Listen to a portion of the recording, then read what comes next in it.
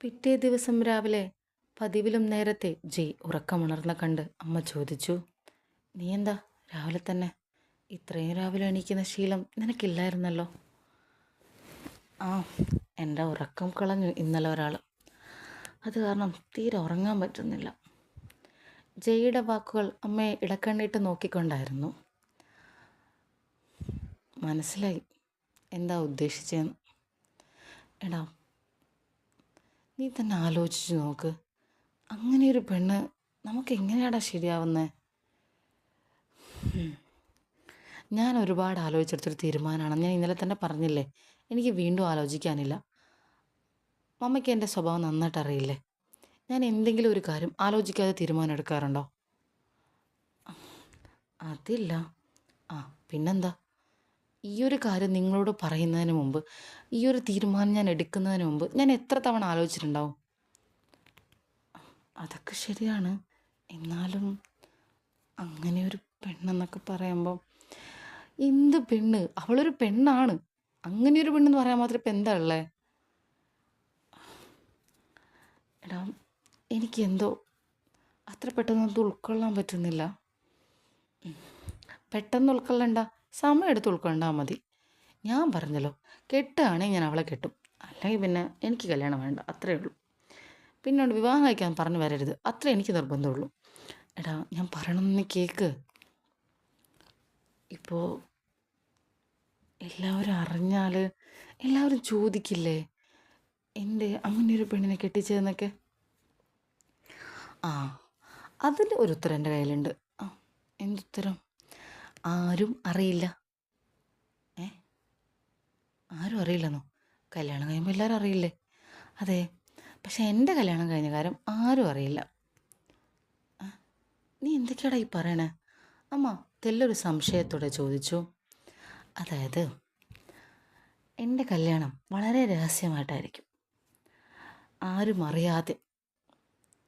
ഒരു 3 വർഷത്തിന് ശേഷമേ എൻ്റെ വിവാഹക്കാര്യം പുറത്തറിയുള്ളൂ. നീ മനസ്സിലാവുന്ന ഭാഷയിലെങ്ങ് പറയുന്നുണ്ടോ? അതായത്, എൻ്റെ മമ്മ ഇപ്പോൾ ഞങ്ങൾ പ്ലാൻ ചെയ്തൊരു കാര്യമാണ് ഞാൻ പറയുന്നത്. ഇപ്പം നമ്മൾ വളരെ രഹസ്യമായിട്ടാണ് ഈ വിവാഹം കഴിക്കാൻ തീരുമാനിക്കുന്നത്. അതായത്, അമ്മ നെട്ടാൻ പോകുന്ന മറ്റൊരു കാര്യം കൂടി ഞാൻ പറയാം. അവൾക്ക് 17 വയസ്സുള്ള മകളുണ്ട്. എടാ, എൻ്റെ കർത്താവേ, എന്തൊക്കെയും പറയണേ!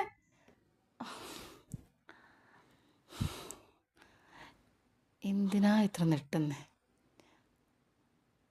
17 വയസ്സുള്ള മകളുള്ളത് അത്ര വലിയ തെറ്റാണെന്നാണോ പറയുന്നത്? ജയ്, നീ ഒന്നും മിണ്ടാതിരിക്കേ. ഇന്നലെ നിൻ്റെ അച്ഛൻ്റെ വാക്ക് കേട്ട് ഞാനങ്ങ് തീരുമാനിച്ചിരുന്നു ഈ വിവാഹം കഴിപ്പിക്കാമെന്ന്. ഇനിയിപ്പോൾ എന്തായാലും നടക്കില്ല. എൻ്റെ പൊന്നുമമ്മ, വിവാഹം കഴിക്കുകയാണെങ്കിൽ അവളെയാണെന്ന് ഞാൻ പറഞ്ഞല്ലോ. കഴിക്കുകയാണെങ്കിൽ ഞാൻ ഇങ്ങനെ കഴിക്കുള്ളൂ, രഹസ്യമായിട്ടായിരിക്കും. 3 വർഷത്തിന് ശേഷം, അവളുടെ മകളുടെ വിവാഹം കഴിഞ്ഞതിന് ശേഷം മാത്രമേ എൻ്റെ വിവാഹക്കാര്യം ഞാൻ പരസ്യമാക്കുള്ളൂ. ഇതാണ് എൻ്റെ തീരുമാനം. ഇത് എൻ്റെ മമ്മയ്ക്ക് എപ്പോഴാണോ ഓക്കെ ആവുന്നത് അപ്പം വന്ന് എന്നോട് പറ. അല്ലെങ്കിൽ പിന്നെ വിവാഹക്കാര്യം പറയരുത്. അത്രേ എനിക്ക് പറയാനുള്ളൂ. എടാ, ഞങ്ങളൊന്നും നിൻ്റെ വിവാഹകാര്യത്തിൽ ഞങ്ങൾക്ക് ഒരു കാര്യം തീരുമാനിക്കാനുള്ള അവകാശമില്ലെന്നാണോ നീ പറയുന്നത്? എൻ്റെ മമ്മ കാട് കയറി ചിന്തിക്കരുത്, ഇത്രയ്ക്ക് ചിന്തിച്ച് കൂട്ടരുത്. എൻ്റെ വിവാഹക്കാര്യം എൻ്റെ തീരുമാനത്തിനല്ലേ വേണ്ടത്. 3 വർഷം കഴിഞ്ഞ് നിങ്ങൾ തീരുമാനിക്കുന്ന പോലെ ആർഭാടായിട്ട് വിവാഹം നടത്താം. എന്താ ആർഭാടായിട്ട് നടത്തുന്ന നിർബന്ധമുണ്ടോ? ആർഭാടായിട്ട് നടത്തണമെന്നും പറഞ്ഞിട്ടില്ല. എങ്കിലും മകൻ്റെ വിവാഹത്തിൽ ഞങ്ങൾക്ക് ഞങ്ങളുടേതായ കുറച്ച് കാര്യങ്ങളൊക്കെ ഇല്ലേ? അതിന് 3 വർഷം സമയമുണ്ടെന്നേ. അപ്പം അങ്ങനെയൊക്കെ ചിന്തിക്കാം. ഇപ്പം വളരെ രഹസ്യമായിട്ട് കല്യാണം നടക്കുന്നു. അല്ല, എന്താ നീ വിചാരിക്കുന്നത്? എന്താ നിൻ്റെ മനസ്സിലുള്ളത്? എന്നാ തുറന്നു പറ. ഒന്നാമത്, 2ാം കെട്ടുകാരി, 40 വയസ്സ് പ്രായം, വിവാഹം രഹസ്യമായിട്ട്. നീ എന്താ വിചാരിക്കുന്നേ? ഇതുവരെ കേട്ട് കേൾവി പോലില്ലാത്തൊരു കാര്യങ്ങളാണ് നീ പറയണത്. ഇതിലിപ്പോൾ കേട്ട് കേൾവി ഇല്ല എന്നൊക്കെ പറയണത് എന്താ ഉള്ളത്? ഞാനൊരു പെണ്ണിനെ ഇഷ്ടപ്പെട്ടു, അവളെ കല്യാണം കഴിക്കാൻ തീരുമാനിച്ചു. ഇഷ്ടപ്പെട്ട് കല്യാണം കഴിക്കാൻ തീരുമാനിച്ചപ്പോഴാണ് മനസ്സിലായത് അവൾ മുമ്പ് വിവാഹിതയാണെന്നും അവൾക്കൊരു 17 വയസ്സുള്ള മകളുണ്ടെന്നും. വിവാഹം നടത്തണമെങ്കിൽ അവൾ പറഞ്ഞു അവളുടെ മകളുടെ വിവാഹത്തിന് ശേഷം മാത്രമേ അവൾക്ക് വിവാഹത്തിന് താല്പര്യമുള്ളൂ എന്ന്. അപ്പോൾ എൻ്റെ വീട്ടുകാർക്ക് എൻ്റെ വിവാഹം വേണം. അപ്പം ഞാൻ പറഞ്ഞു ഇപ്പം എന്നാൽ രഹസ്യമായിട്ട് നടത്താം, പിന്നെ മകളുടെ വിവാഹം കഴിഞ്ഞതിന് ശേഷം പരസ്യമാക്കാമെന്ന്. അതവൾ ഓക്കെ പറഞ്ഞു. അത്രയേ ഉള്ളൂ. ഇതിലിപ്പോൾ വലിയ ആനക്കാര്യം എന്താ? ഓ, ഇത്രയേ ഉള്ളൂ. പറയാൻ എന്ത് സിമ്പിളായിട്ടാണ് പറയുന്നത്. എനിക്ക് രാവിലെ തന്നെ വാദിക്കാൻ താല്പര്യമില്ല. നമുക്കറിയാലോ, ഞാൻ ഒരു കാര്യത്തിൽ വാദിക്കുന്ന ഒരാളല്ല. എനിക്ക് പറയാനുള്ളത് ഞാൻ പറഞ്ഞു. തീരുമാനം നിങ്ങളുടേതാണ്. വേണോ വേണ്ടയോ? നിങ്ങൾ വേണ്ടാന്നാണ് തീരുമാനിക്കുന്നത്, ഓക്കെ. എൻ്റെ ലൈഫിൽ വിവാഹം എന്ന കാര്യം ഇനി ഉണ്ടാവത്തില്ല.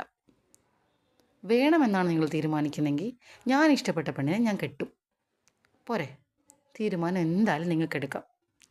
ഇതും പറഞ്ഞ് ജയ് തൻ്റെ മുറിയിലേക്ക് ചെന്നു.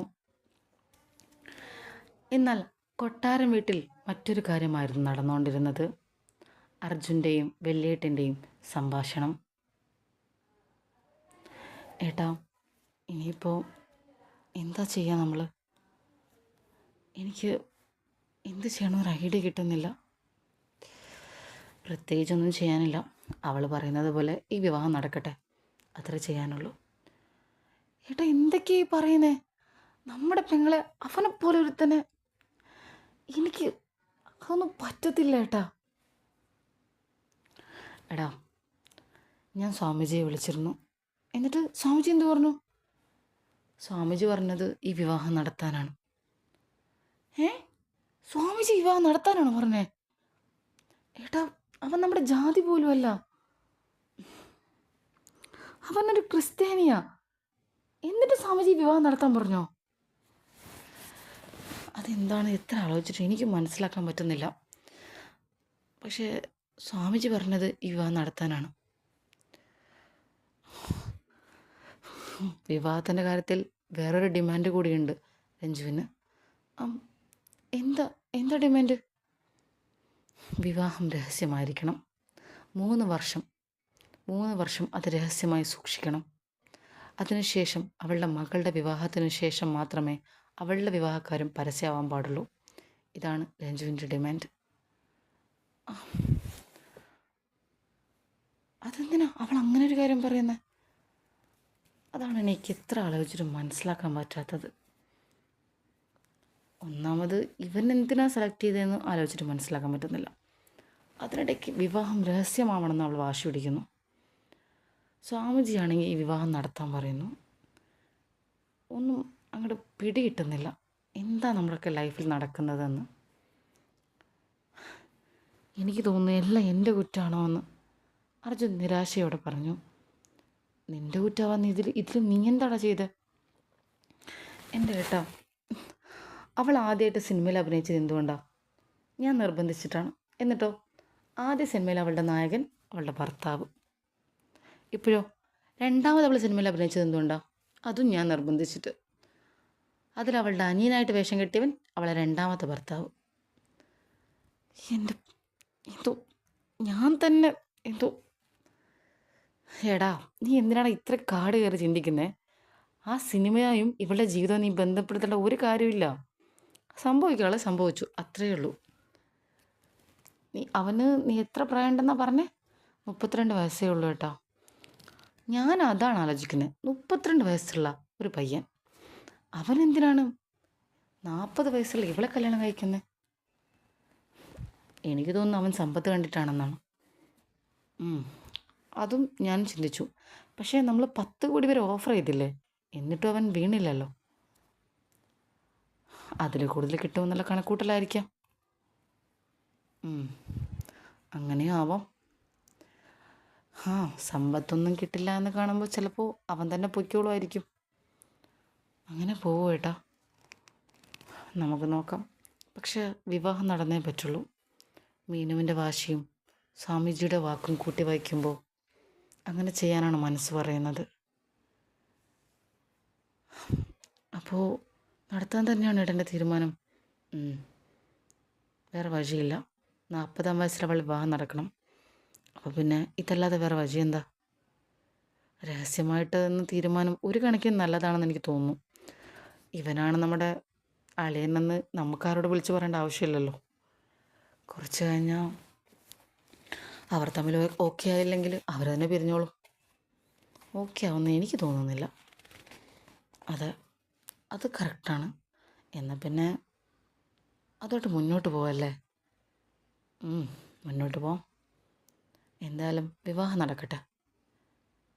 നീ അവനെക്കുറിച്ച് കൂടുതലായിട്ട് അന്വേഷിച്ചില്ലേ? ആ, അന്വേഷിച്ചു ചേട്ടാ. അവനെക്കുറിച്ച് ഒരു ക്ലീൻ ഇമേജാണ് ഇതുവരെ എനിക്ക് കിട്ടിയത്. സ്വഭാവം കൊണ്ട് എല്ലാം കൊണ്ടും ഓക്കെ, ആർക്കും എതിരഭിപ്രായമൊന്നുമില്ല. പെൺവിഷയത്തിൽ പോലും തീരെ താല്പര്യമില്ലാത്തൊരുത്തനാണെന്നാണ് എനിക്ക് കിട്ടിയ വിവരം. പെൺവിഷയത്തിൽ താല്പര്യമില്ല? ഇല്ല, അങ്ങനെയാണ് ഇതുവരെ കിട്ടിയ വിവരം. അവൻ ഈ സിനിമയിൽ അഭിനയിച്ച സമയത്ത് കുറച്ചെങ്കിലും സ്റ്റാറായിരുന്നല്ലോ. അതായത് ആൾക്കാർ കണ്ടിരുന്നു. അതിൻ്റെ ഭാഗമായിട്ട് കുറേ പെൺകുട്ടികൾ അവനെ കാണാൻ സൂപ്പർ മാർക്കറ്റിലേക്ക് വന്നിരിക്കുകയും ഫോട്ടോ എടുക്കുകയൊക്കെ ചെയ്തിരുന്നു. അവരോടൊന്നും തീരെ താല്പര്യമില്ലാത്ത പോലെ അവൻ പെരുമാറിയതെന്നാണ് പറയുന്നത്. പെൺവിഷയത്തിൽ തീരെ താല്പര്യമില്ല, അങ്ങനെ പ്രണയമൊന്നും ലൈഫിൽ ഇല്ലാത്തൊരുത്തനാണ് എന്നൊക്കെയാണ് കേട്ടത്. പിന്നെ അങ്ങനെ ഒരുത്തൻ എങ്ങനെയാണ് മീനുവിനെ? എനിക്കറിയില്ല ഏട്ടാ, എനിക്കൊന്നും മനസ്സിലാവുന്നില്ല. എന്തായാലും നമുക്ക് ആലോചിക്കാം. ഇനിയിപ്പോൾ ആലോചിച്ചിട്ടൊന്നും കാര്യമില്ല. വിവാഹം നടക്കട്ടെ. രഹസ്യമായതിൽ സന്തോഷം. ബാക്കി നമുക്ക് കാണാം എന്തൊക്കെയാണ് സംഭവിക്കുന്നതെന്ന്. സ്വാമിജിയുടെ വാക്ക് ധിക്കരിക്കാനൊന്നും പറ്റില്ല. വിവാഹം നടക്കട്ടെ. മീനുവിൻ്റെ ആഗ്രഹം ആവശ്യമാണല്ലോ, നടക്കട്ടെ. ആർഭാടമായിട്ടുള്ള വിവാഹം 3 വർഷത്തിന് ശേഷം തന്നെ നടത്താം. അപ്പോഴേക്കും അവളുടെ ഭർത്താവ് നമ്മൾ കണ്ടുപിടിച്ചവനായിരിക്കണം. നിനക്ക് മനസ്സിലായോ? മനസ്സിലായേട്ടാ. അപ്പോൾ ഈ വിവാഹം നടക്കണം അല്ലേ? ആർഭാടമായിട്ടുള്ള അവളുടെ വിവാഹത്തിന് നമ്മളായിരിക്കും പയ്യനെ കണ്ടെത്തുന്നത്. അത് 3 വർഷത്തിന് ശേഷം. ഇപ്പോൾ ഈ വിവാഹം രഹസ്യമായി തന്നെ നടക്കട്ടെ. ശരി ഏട്ടാ.